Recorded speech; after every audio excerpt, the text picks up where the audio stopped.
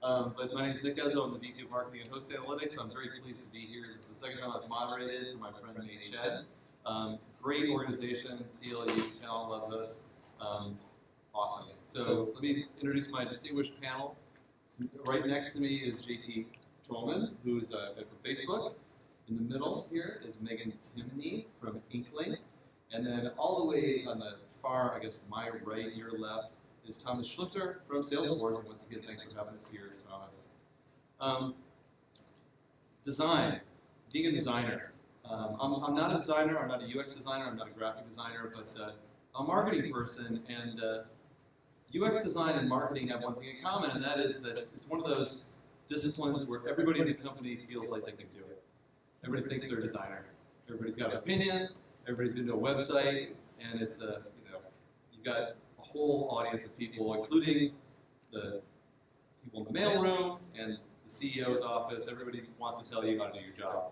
So my heart goes out to these guys, and we're going to explore some of the topics here tonight. But first, let me kind of get to know the audience a little bit. So just to get a gauge of how experienced the team is here, or the group, who here, show of hands, please. This is an anonymous poll, by the way. How many people here have been in the industry doing graphic design, web design, UX design for more than a decade, more than 10 years? Show your hand. One. Couple? Okay. How many people have more than 5 years experience, or 5 to 10 years of experience? Okay. A couple more. How many people here have 2 years of experience? Come on, raise your hands high. 2 years, 2 years, going once. How many have 1 year of experience? How many have 1 day of experience? Like this is your first day as a designer? Okay. And how many don't have any experience, they just want a job? Okay, all right, good. Well, we're good. We can help you, hopefully. So let me stop talking here for a second, and I'm going to toss the first question out to the panel. And my first question for the group here is, tell me a little bit about the design process in your company. What does the design process look like? Just spend a minute telling me, telling the group here what the process is. So who wants to go first? How about JP? Sure. Hi. Well, I'm not going to use the mic, I guess. Let's see, design process. So Facebook is a little bit of a larger company. I think we have around 190 designers, product designers. And so the way that I guess our design process works, it sort of depends on the project, but largely we are disseminated across different sort of product groups. So for example, like there's a team called like the engagement group, and they'll work on surfaces like newsfeed, and their goal is to create new products around the newsfeed or sharing photos, the composer, that sort of stuff. And they might start with like, let's say they have a goal, like they want to make it easier to share a photo. I'm just going to use an example. So the ideation process, like usually like 1 or 2 on each project, and they will ideate kind of whether it's whiteboarding or sketching at the beginning. There's often, because we have a rich amount of data, a lot of our projects are informed by data.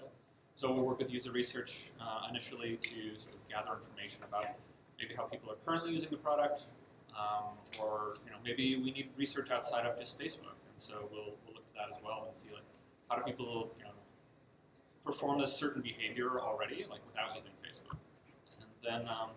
And then after like a lot of early exploration, we typically, like product designers at Facebook, run the full gamut of the product design experience. So like nobody is a strict UX designer or just a visual designer. Kind of do the full thing. And so you'll go from the wireframes to like high fidelity mockups, interactive mockups, and then you'll work with the engineers to cut up assets and so like typically maybe that process you'll create 2 tests that you want to test out. You might do user testing in-house, like more qualitative user testing, or you might do quantitative user testing, where you actually end up building a couple of different things, and then you put it out in the world on like small tests and see how they actually perform, and then that informs the final. Good. Thanks, JT. Megan? Okay, so you've probably heard of Facebook and you've probably heard of Salesforce, but just in case you don't know what Inkling does, we are a company that provides a set of tools for other companies to create and distribute digital content. So think Starbucks, when they're training their baristas, they need to read information about how to learn how to make coffee. And so they read that on the Inkling platform, just to give you an idea of what we do. So our design process is actually pretty similar, although we only have 5 product designers and 2 researchers.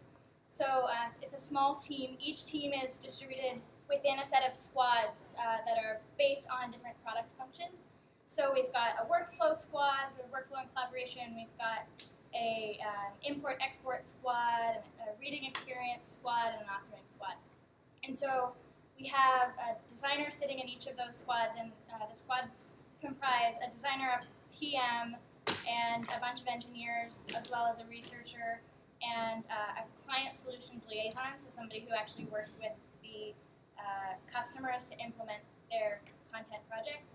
And we start really early on, and so let's say we're trying to figure out if we need to add something like comments, email notifications for comments. So if you get a ticket in our content creation tool, maybe you need an email notification that says, okay, you have a ticket that you need to address.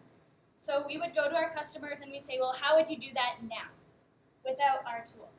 What are the pain points? What are the processes?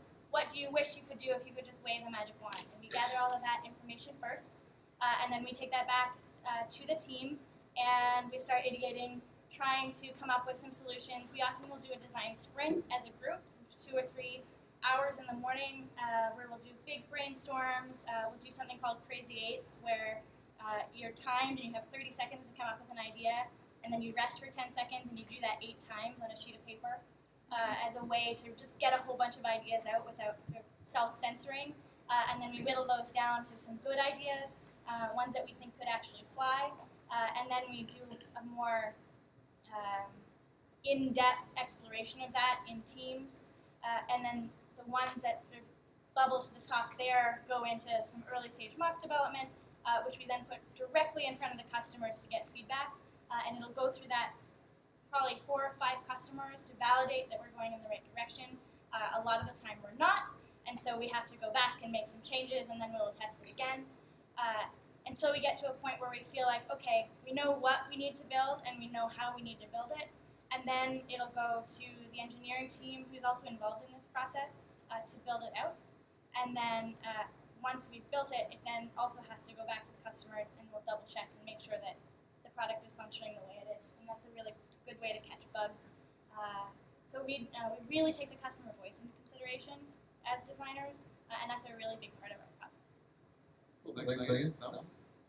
Yeah, again, not that dissimilar from what you guys have talked about. Salesforce is an agile, autonomous Scrum teams, and they're responsible for one area of the product, and usually they have one designer or half of the designer allocated to them, and we work very closely with the product manager and with the folks on the team to define what goes in any given release, and that is informed by not only the feedback from the market that the product managers get by interacting with customers, but also by what we hear from our user research organization that's embedded with the UX team, and that talks to users on a constant basis about their needs and what works for them, what doesn't. And on that basis, we go through early stage explorations. For the last 2 weeks, I've been spending maybe a combined 3 hours in front of a computer, and the rest was spent sketching, because we were generating just tons of ideas for a new version of the product. And once we have a sense for what the ideas look like, we try to build a framework around, okay, what works, what doesn't work, and how can we what is the cheapest way to get feedback on this? And that is incredibly important, because you don't want to invest too much time and too much effort in an idea that might ultimately fail. And if you're just sitting in a room and talking to yourselves, the likelihood that you come up with ideas that might later fail rises. So one thing that we do, even with rough sketches put them in front of customers. Have a conversation with them. Tease out what resonates with them, even if it's not a fully built out flow or anything, even if it's just a couple of boxes on the screen, they will fill in the blanks for you, which is kind of amazing.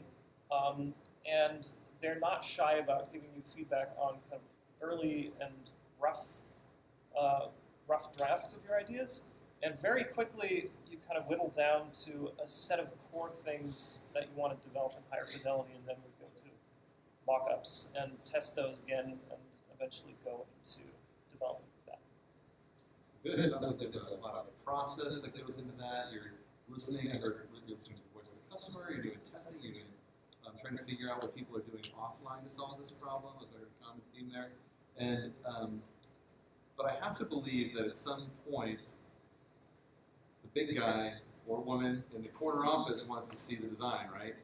And sometimes they have a different opinion on what the focus group said or what the data says. How do you reconcile what I call HIPPO, which is the highest paid person's opinion, with what you've figured out through your design process? So we'll start at the other end. And so Thomas, why don't you take that one first, and we'll move back this way. Oh boy. So we just had a presentation this morning that I couldn't go to, but my friend, colleague Arjun did, and he presented to the co-founder and executive vice president for technology. So it's basically the number 2 in the company. Certainly a man with opinions. And when it comes to talking, especially to higher level folks in the company, it's really important to know your audience when you're trying to make a persuasive case for why the idea that you're pitching makes sense. And if you kind of restrict yourself to only design work, and if you restrict yourself to only being the ideas person, and you don't demonstrate that you know what the business is about, and that you've understood the problems that the company is trying to solve and how the company operates, it becomes a lot harder to be persuasive. And in those cases, in my experience, like your average senior person will kind of fall back to their knowledge that they've built up by being in this industry a long time. But if you can demonstrate that you did think this through and that you have some very solid arguments and solid thinking behind it, then you automatically become a lot more persuasive. Well, I think we're really lucky because we're small enough that we can just walk down to our CEO and ask his opinion, and we do that sometimes with sketches. I think we do it early in the process, sometimes not as early as I would like. But I think if you do it right, by the time you get to that meeting where you're in the room with all of the VPs, they already know what's going on because it's trickled up the chain, because you've showed everybody, everybody's talking about it, everybody knows what you're building. And I said, I'm very fortunate because we're small enough that we can still do that, and everybody works on 2 floors and we're really close. But I think the other thing is, just as Thomas said, making sure that you understand the business drivers for what you're building. I think we're fortunate because everything that we build as a team comes down through, or sort of horizontally across, sales, marketing, client solutions, and the customer. So we are already thinking about the market before we put pen to paper. So we're usually in alignment by the time we get to that meeting. Now that's not to say that the HIPPO doesn't have ideas about the timing of an interaction on an iOS screen, for example. And so you may have to do quite a little bit of finessing of that to make sure that the design, the style, that the pixels are perfect. But that, I think, is an easier task than going back to the drawing board and saying, well, we got the business problem wrong. Great. Gosh, I'm trying to think of how to answer this. I mean, I guess number one is like presentation skills are everything. I mean, like everyone's going to tell you this. It's going to be in every job you are ever in, no matter if you're in a 5-person company or a 7,000-person company or a 60,000-person company. Like, you're always going to be convincing someone that what you're doing, what you've made, is a good idea, and that can be very easy if you properly inform the process. Like, you know, if you know, you've vetted your idea and you've tested it and you've found that it works or it doesn't, you know, you're going to be well armed to make that argument. But yeah, I mean, as far as the hippo, like, I don't know. In our company, like, a lot of things bubble up to Zuck, as you can imagine. And Zuck, by the time things get to him, usually things have been like fairly vetted to the point where like he trusts. He doesn't run a very like vertical organization, so like by the time things bubble up to him, it's probably like pretty solid, ready to go out the door. It's been vetted. You know, we've shown through metrics that it's gonna do well, et cetera, but like there are certain times where he feels very strongly about something and might want to tweak here and there. Yeah, I couldn't say for sure. There was, but like for a good example, like I don't know if any of you saw recently in your feed, there was a sort of banner across the top that said like donate to Ebola. Now that was a project that was started by a designer who worked on a team and said, we need to do something around this. That's why Ebola is doing so well. Eradicated. Exactly. Facebook. Exactly. Yeah. And that was, happened to be a cause that Zuck felt really strongly about already, so it was a pretty easy sell. Other projects might be a bit more difficult. Good. We're going to switch gears for a second, and we're going to talk about small company versus large company versus agency, and kind of contrast the different size organizations and the characteristics of those. But before we do that, we're going to start with you, so think about that before I go to the audience here. I want to remind everybody that this is open for questions, so if you have any questions about anything we've said so far, feel free to raise your hand, shout it out. If you disagree, you can yell bullshit. But no, feel free to participate. I want to get the point of view of everybody here. Do you have a question right here? Yeah, I have a question. You got the mic, or you just talk loud? Am I loud enough? So I had a question about testing. So testing an idea before you build it is really important part of being lean. And so I heard a bit about, okay, you test with 5 people. How are you actually getting these people? And when you change your idea, are you testing with the same people or with a different set? And how do you know that 5 is enough? I'll take this one. Sure. Love talking about research. So I'll start with how I find them. It's not always easy, and it's really going to be dependent on the project. So we used to be consumer-facing, but consumer-driven, and now we're enterprise, more of a SaaS company. So it's a lot easier now. When we were reaching out to consumers, we used things like TaskRabbit, Craigslist, friends and family, internal people in the company. That's always our first place. We did a lot of guerrilla research, so we just trucked down to a workshop cafe, say, hey, I'll buy you a coffee if you give me 5 minutes of your time to see my idea. Did that work, by the way? It does, but don't go to workshop because they won't let you do it anymore. There are other places you can go, though. So on that side of things, there's lots of ways that you can do it. The important thing there is screening people. So building a really good survey so that you get the types of demographics that you want. On the SaaS side, the enterprise software side, we go through our client solutions team who identify the persona we want to test. So let's say we're doing some research on the authoring tool. Then I will say, I need some instructional designers. Can you recommend 3 instructional designers from these companies? And they will be the liaison the first time, and then you develop relationships with them. And then you can ask those people, hey, do you have someone on your team who I could speak with? Somebody new who I haven't spoken with before. Sometimes we then go back to them, so if they give us really direct feedback and say, no, this wouldn't work for me at all, when we iterate, we'll go back to them and say, well, how about this? And they'll say, oh, yeah, this is getting closer. If they validated it, probably don't need to talk to them again, so we'll talk to somebody else. And what was the second part of your question? So do you test with the same people when Yeah, you change the okay. product? Or of the 5, you asked about 5. And also, how do you know how many people is enough? So when you do good research, what you're looking for are behaviors, not opinions. So market research looks for opinions. UX research looks for behaviors.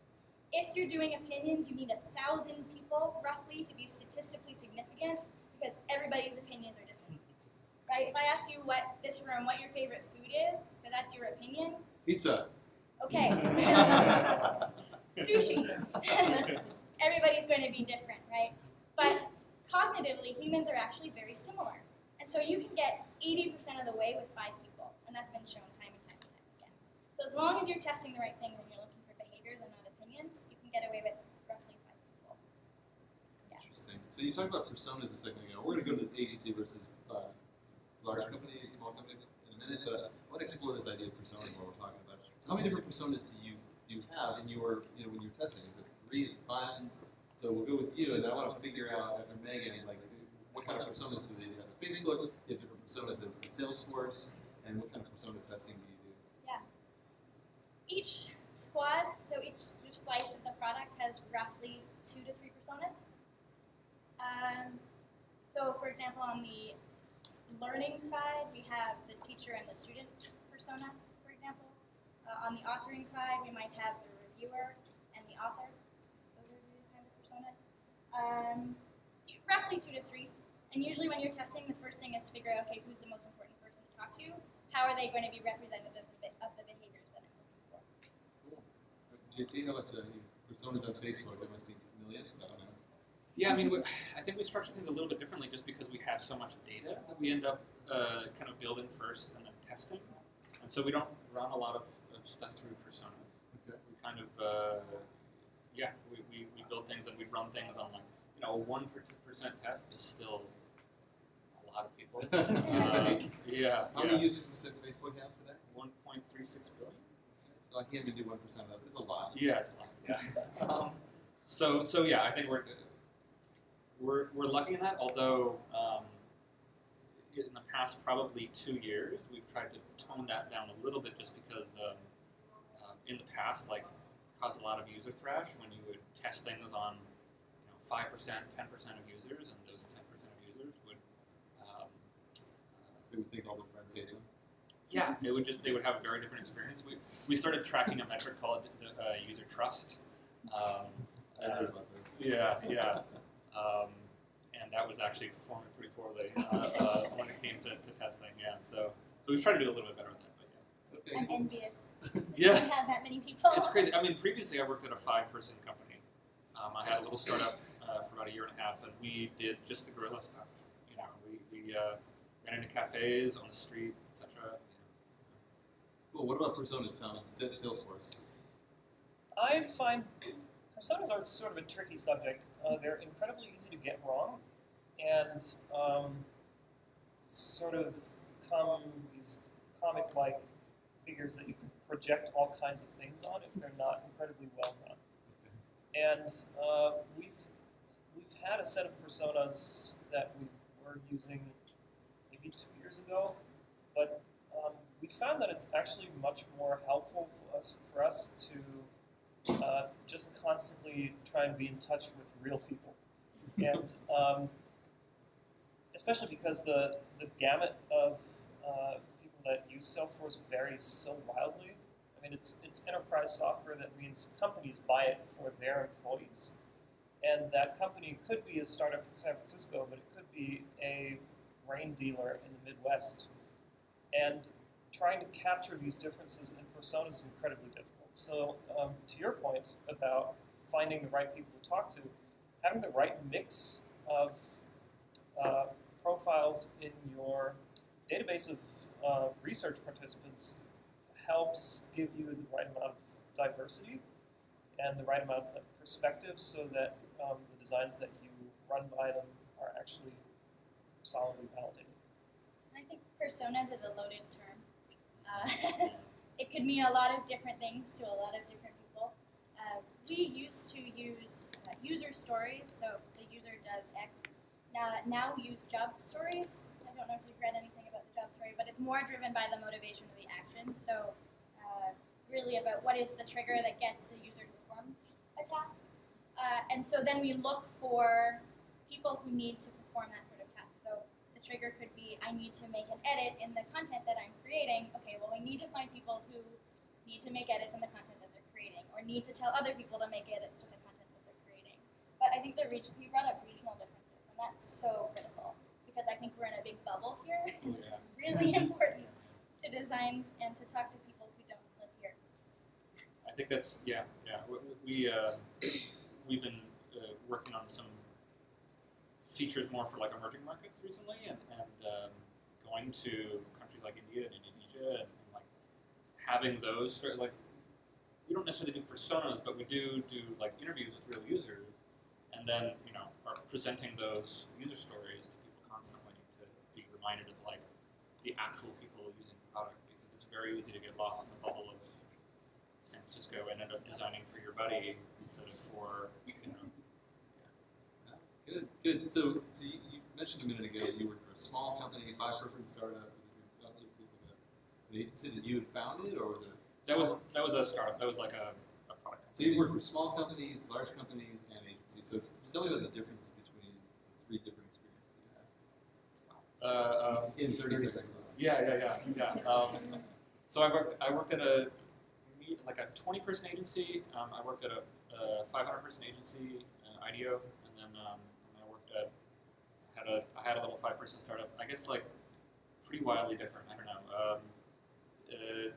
I guess the fundamental difference is that like at an agency, like the pluses are that you're constantly working on new things. If you don't like your project, that's okay. Sit around for 3 weeks and you'll be on another project. So it's exciting from that perspective. You're constantly like new problems, solving new things. It can be really exciting. The downside is that you don't own the product at the end of the day. So at the end of the day, like the client is giving approval and saying like yes or no, and you don't really have any say in that. And that you can try to convince them, and ideally they're hiring you for your expertise, but that doesn't always work out. And then also you have no follow through. So like typically, you hand it off to the client, and then they do what they will with it. At IDEO especially, we were a consultancy more than anything. So we were working on projects that like never saw the light of day. That were more like concepts of like what could this be in 5 years sort of deal. And so it wasn't a lot of product work. So like the converse of that is working on a product company where like you own it end to end. You're able to like not only like have an idea, but then verify that idea and then change it based upon how users are actually behaving with it. So more ownership in that. So you're a hired gun when you're an agency. You don't like the product. The project stick around. You'll be on another one pretty soon. But at Facebook or a product company, it's your baby. You've got some of your blood, your sweat, your tears in it, and you want to see it succeed. So good. Well, let me jump all the way to the other end. Thomas, you work for product companies, Salesforce. Yeah. You guys are driven by a very different calendar than most of us. You have a very big event once a year. Where people swarm San Francisco and you can't get parking and you can't get a table at a restaurant and everything else. Tell me what that's like. You're the challenge of being a large product organization with a very passionate senior executive at the helm. It is. It's an interesting challenge to manage your work in an environment where you don't get proof for what you do very often or very easily. At Salesforce, we release 3 times a year, which for enterprise software, at least until 2 or 3 years ago, was mind-blowingly fast. I mean, other companies in the space release every 2 years. And the customers that buy our product are typically not very excited about change if it disrupts their operations. I mean, they run their business on our platform, and if we rearrange their furniture and everything's different and we feel really good about it because it's so much more pretty, they have to retrain their users, so they go nuts. And it leads us to think in kind of larger cycles in terms of how we want to evolve the product and where we need to take it.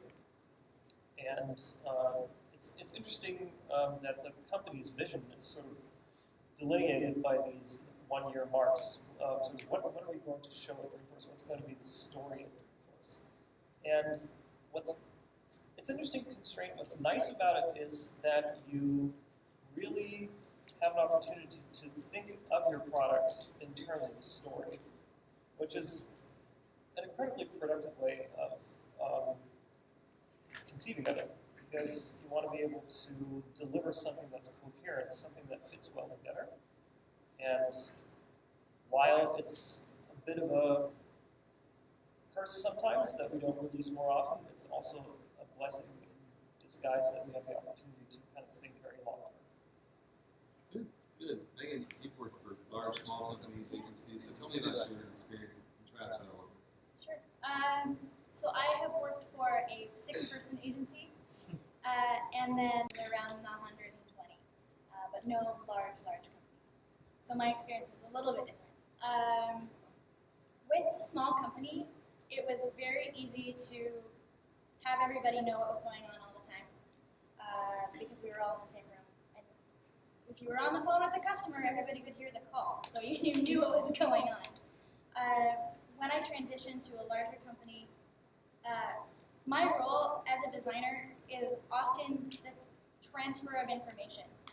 I end up being a translator between marketing, between sales, and customer solutions, and product design, engineering, customer support.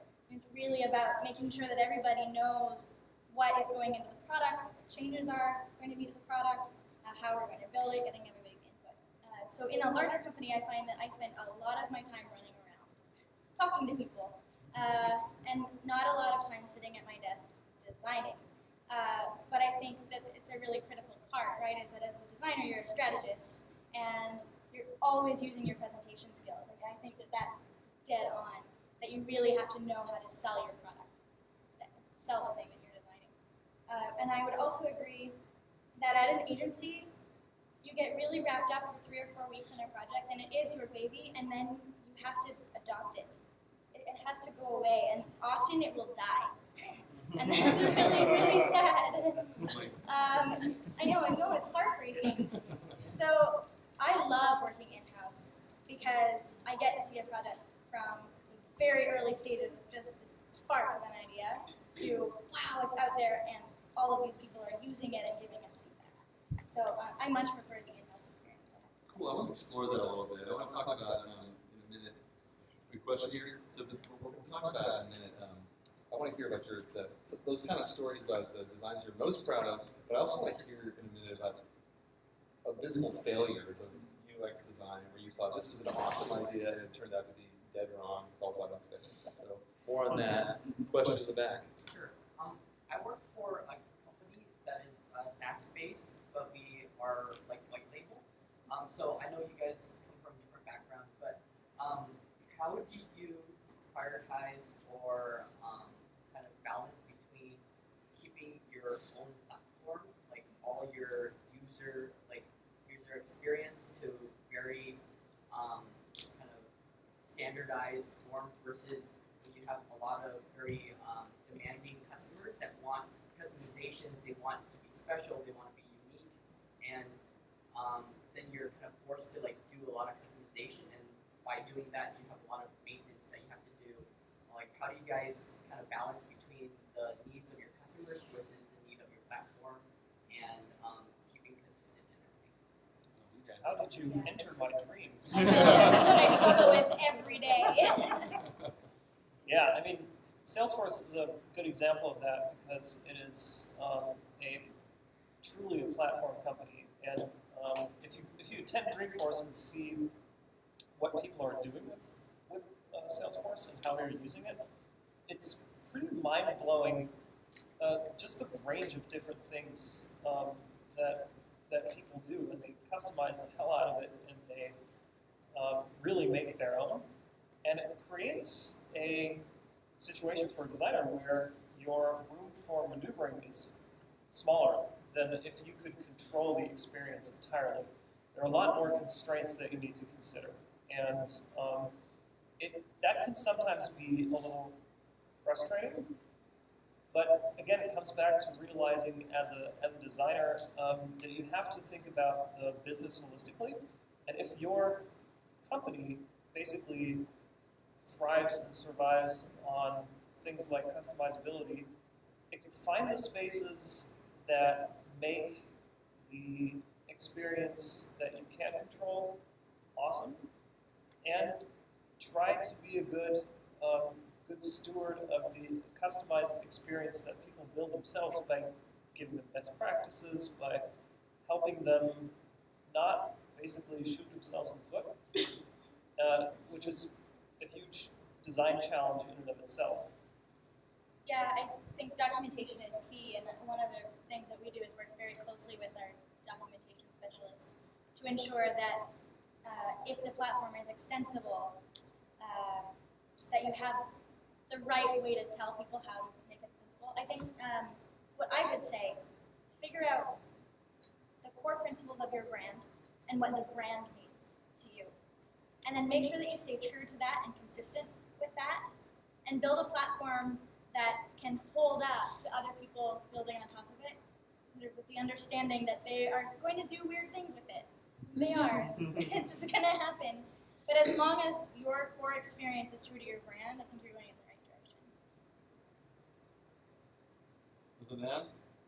All right, let's talk about good and bad. Best design, worst design. I want to hear a good story. I want to hear a horror story. Horror story. Let's see. Show of hands. How many people here have freelanced before? Done any freelance work? Yeah. All right. Almost all. Wow. All right. Awesome. So I'm sure all of you have had horror stories of freelancing. I think one of my worst experiences was freelance. I freelanced for 3 years, what a lot of people don't realize when they get into freelancing, as I'm sure all of you know, is that like half the job is being the account manager, being like the finance guy, being the project manager, all that stuff. Bill collector. Yeah, exactly. And it takes up a lot of time. And I'd say like, for the most part, I did okay with that. But there was one client in particular where, you try to walk in and have like hard and fast set of like deadlines for the project. Say like, okay, if it walks outside of the scope, then I start charging extra, so on and so on. And there was one client that just did not take to this plan well. Like they sold them all, I thought initially, they signed paperwork and everything, but like when it came down to it, we get like 2 to 3 weeks like over scope, and they don't seem very inclined to actually pay the extra time that I'm putting into it. And I had never done anything like small claims court or anything, so I was like, all right, well, I kind of had to like wash my hands of it at the end. But it would just like overrun with like, it was a project where I was doing branding first, and then product design. They were like a seed stage startup. So yeah, like three co-founders. So like the recipe for disaster already, because like there's 3 voices in the room, very strong about what they want this thing to be. And They're all different. Yeah, different. They had some money, but they were very Tight. Yeah, tight. Yeah. So like, even in the branding stage of like, all right, how does this product talk to its consumers in terms of its brand? How is it creating the dialogue? Even that was just like, there was no traction forward for a long time. So we didn't even get to the actual product design part until much later. And, by that point, you're tired, you're kind of angry, you just want it to be done. You realize that like so much of your business is through referrals and that sort of thing. So you don't want to leave with an angry customer. But with this time, I just had to like wash my hands of it. Be like, all right, if you're gonna be mad, I'm gonna be mad. We're both gonna walk away from this. Megan, Um, good or bad? Yeah, I'll start with the bad. Not bad. Never bad. Failure is actually a good thing because the more you fail, the more you learn. So never think that mistakes are bad. It's good to make mistakes as a designer. It's actually better to make mistakes as a designer than not to, because you will learn more. Then I'm doing awesome. You'll learn so much. That being said, the biggest mistake that I made most recently was taking a client stakeholder's opinion as fact. And so, Milan, who's here, knows this one because we worked together on this. We were working with a client who said mobile is not important. Nobody in our company reads on mobile. Okay, great. We'll build you a desktop solution. It'll be fabulous. So we built out a desktop solution. We released it to 1,500 people who all read on their phones, and nobody could read it because it was a desktop solution. Yeah. So we learned our lesson. Don't trust the client. Don't trust the client. Always test their assumptions. So whatever they tell you, take that as an assumption, and then make sure that you validate that with their end users. Don't just say, yeah, okay, great, we'll do that. So knowing what you know now, what would you have done differently in that situation? Yeah, so what we would have done and what we do now as a product design research team is we We write down all the assumptions that the client tells us, and then we say, okay, can we talk to 5 of your users? There's a rule 5 again. There's a rule 5 again, and we'll have a half-hour phone conversation with them, and we'll say, walk me through your day. Pretend you're going to be getting this training content, or even better, don't ask hypotheticals.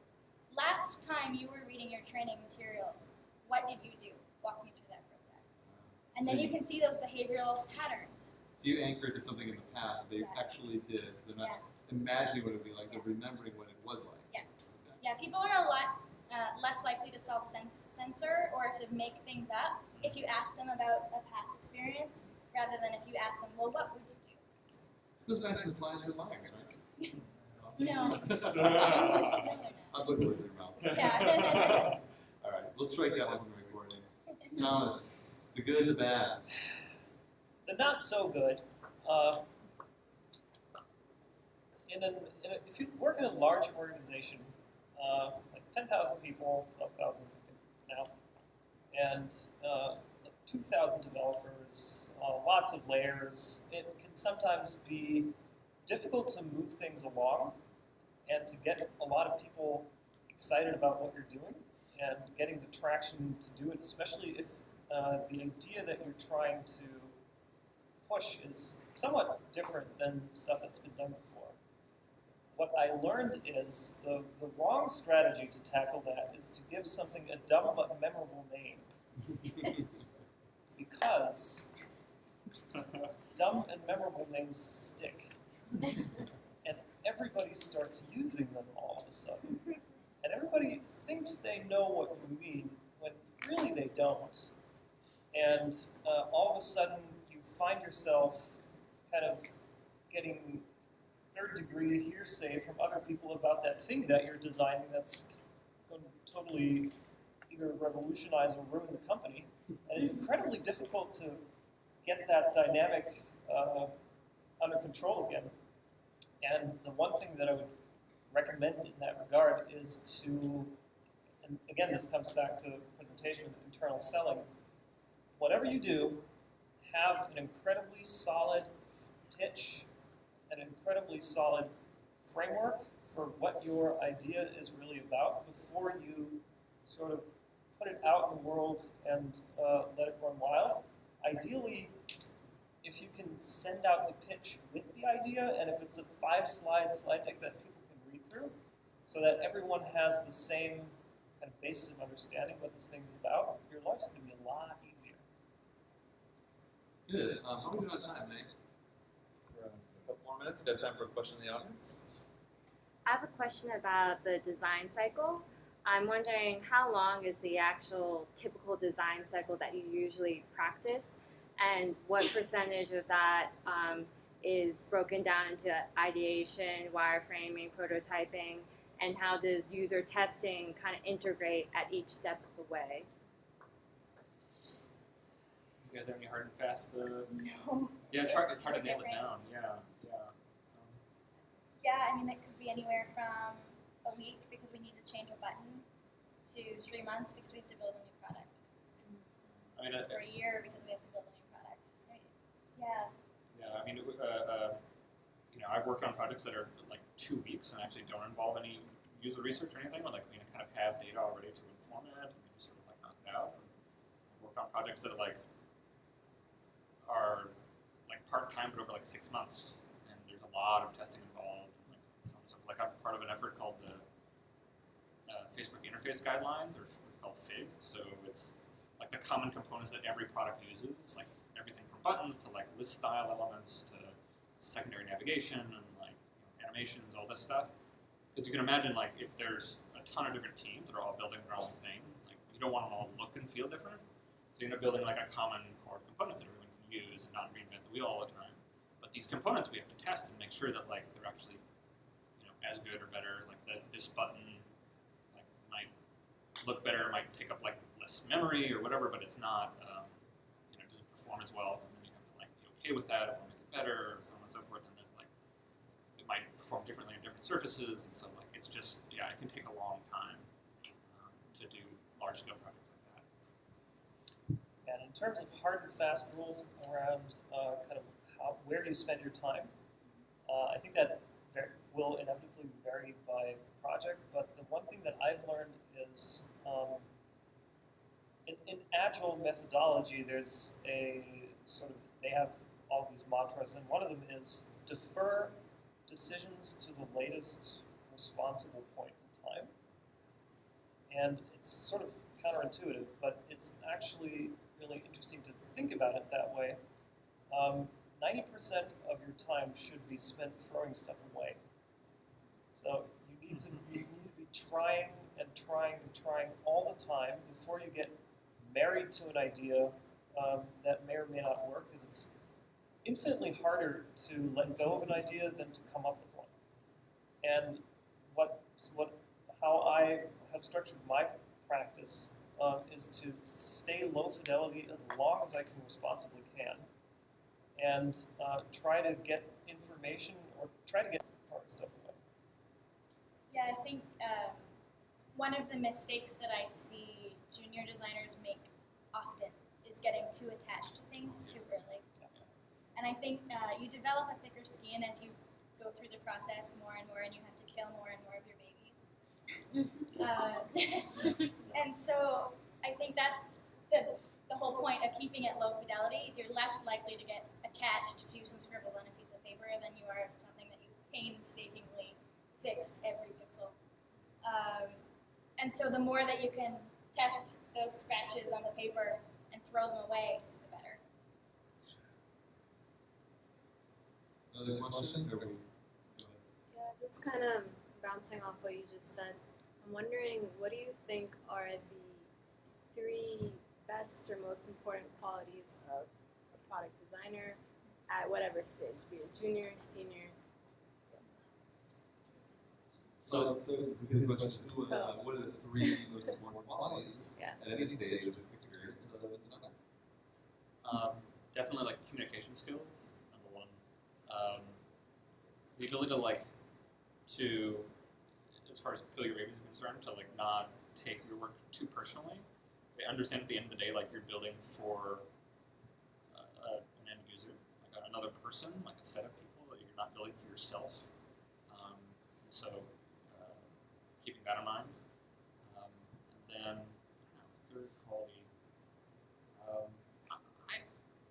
I like to think, and there are differing opinions on this, I like to think that a good product designer has to have experience across the full gamut of product creation.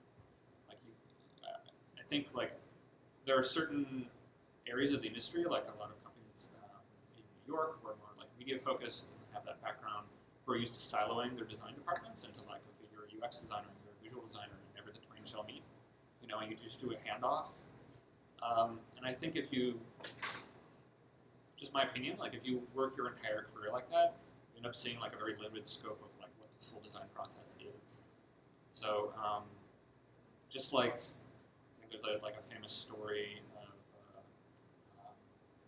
Picasso, who toward the end of his career had drawn really abstract figures, and they asked him oh well, that's not art. He said, well, okay, I can do the full fidelity if you want. He drew this hyper detailed and anatomically correct bowl, and then came all the way back to so basically you have to have that full foundation before you can specialize, I would say. Yeah, I would agree with communication and presentation skills. Number 1, again, because you're always trying to convince people about what you're doing. The other 2 qualities I would say for me would be empathy for the user. So actually wanting to get to know who people are and how they work. For a product designer, that's a really important skill because you need to be able to design systems that they will be able to use and that are useful for them, and the only way that you can do that is to understand them and to be able to put yourself in their shoes. And then I'm going back and forth, and I have 4. Yeah. Insatiable curiosity, and I think that goes along with empathy, making sure that you want to learn about the world around you. You want to learn how everything works, and you want to fix it. Right? If you ever go to the DMV, and it's the worst user experience in the entire world because everybody's grumpy and you don't know where to go and you don't know which line you have to go to. If you go to the DMV and you want to fix it, you have the right qualities to be a product designer. And then I would say the last one is analysis and synthesis skills, because you're going to take in a lot of information from having that empathy and listening to people and you need to be able to distill that down into the important pieces so that you can take that and make actionable choices for your designs. I find that being a good product designer is it's remarkably similar to what makes a good 4-year-old. And it's the ability to ask why in the face of people not really wanting to hear why again. And it's about curiosity, but it's also about helping others understand the assumptions that they may be making. And a lot of the time, the goals that you may have in a business or the direction that you're taking in a particular design has a lot of hidden assumptions in it. And if nobody asks why, and if nobody forces you to examine these assumptions, the likelihood that you're going to go wrong is that much higher. And the other thing about the 4-year-old is sit down, draw, and don't care about the world. I mean, if your 4-year-olds don't care about if their lines are straight or if their colors are correct, as long as you have and they have this kind of creative confidence that they can just draw anything and it's going to be a dragon, even if it looks nothing like that. And as a designer, you'll have to find that in you again, because I think it's easy to lose that, because in school we get sort of trained to draw inside the box and make sure it looks right and where the shadows go, etc. It doesn't matter. If you're trying to produce ideas, the quicker it looks like shit, that's okay. You just have to have that confidence that it's okay to do that. Other questions from the audience? All right, ready to go around really. So going back to the freelance horror stories, I have a question about getting over a hump when you're just kind of stuck and you're out of ideas because your clients, you've talked once and you come up with a plan and you do a mock-up and they're like, we want something different. And then you go back and you do another mock-up. You're like, it could be better. But they don't give you exactly like what they want. They don't have an idea. How do you get over that? Let me rephrase the question for the people back. So the question was, how do you get over the hump in a creative situation when you're out of ideas? Your client has rejected all your best ideas and the well is running dry. I'm paraphrasing here. How do you get past that and dig deep to find something else? Who wants to dig deep? Do you ever ask your clients, what does success for this project look like for you? I think so. Like, what your end goal is, and we talked about like what kind of clients look at their site. But at the end of the day, they're just like, yeah, we just want something to like. Don't want pop. The green isn't green enough. Yeah. Or sizzle. Yeah. But basically, like they change their minds a lot. They don't really know what they want, but they know what they think looks good. I mean, I can give you a very tactical response, which is that ideally, client, you had them sign a contract that agreed to like 3 revisions, right? And then you can do endless revisions, and I'm happy to do them for you. But understand that if the scope extends outside of 10% or whatever it is of this scope, then I start charging my hourly rate on top of it, and just let them know when that starts kicking in. They make a decision pretty quickly after that. Oh yeah, money talks. Money talks. Your design's just improved. This is Yeah. Yeah. But that doesn't answer your question of like how do you find a creative spark again? Yeah. Which That's a you different could do- question altogether, finding that creative spark. Yeah. I mean, you could go do guerrilla testing. I mean, and then maybe it's your friends, and talking to people helps. talking to people helps. Okay. Yeah, just showing things to people, It's easy to design in isolation when you freelance too, and not get out of not get out of the house. Right, exactly. Like if you have friends who are also designers and whatnot, like I would constantly be showing people to friends just to like get knee-jerk reaction feedback. Yeah.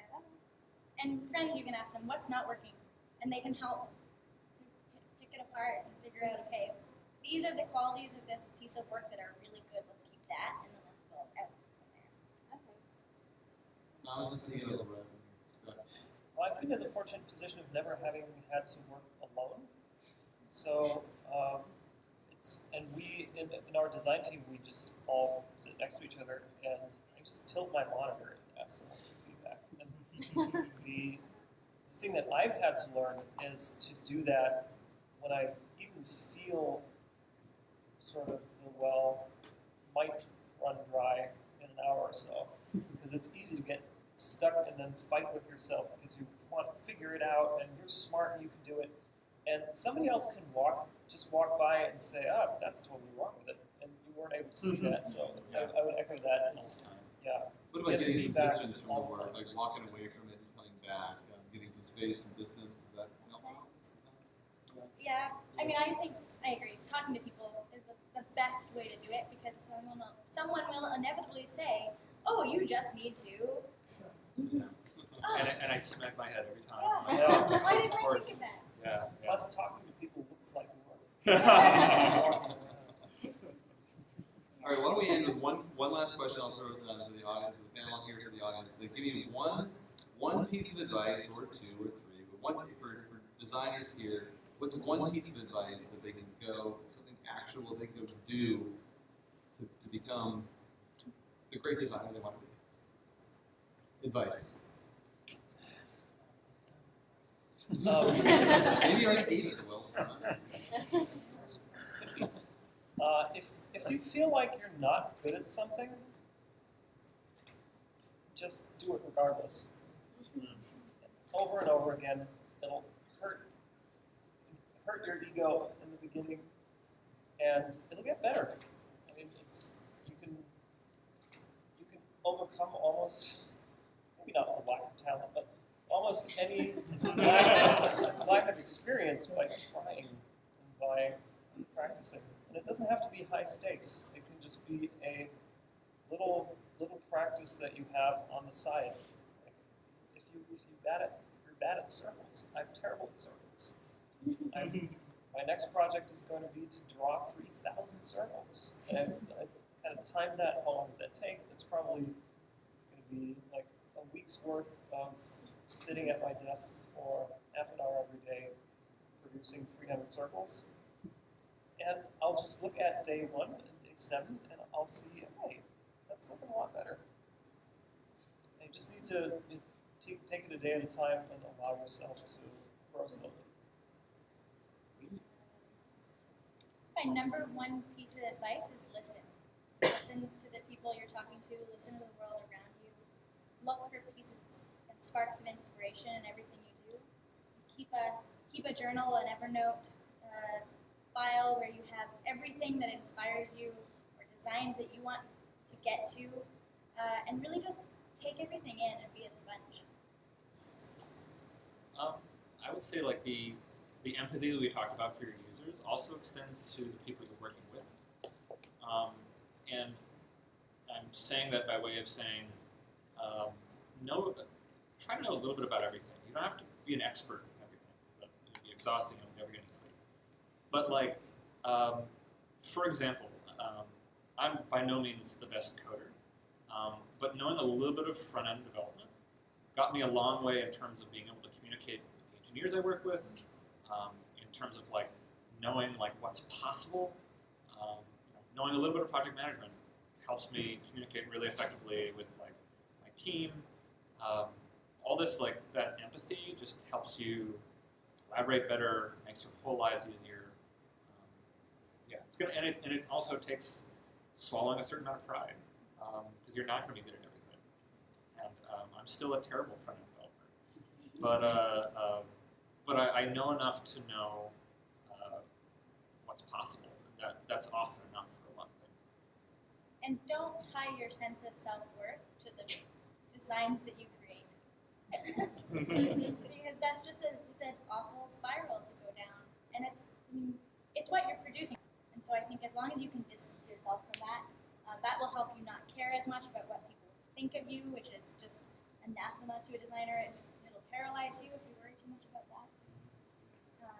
really try not to tie yourself to your designs. It's not who you are, it's what you do. All right, I could go on here all night. This is fascinating for me. But I'd like to, these guys are going to stick around for a few minutes, hopefully. A couple of beers, and you can walk up to them and ask them all kinds of questions.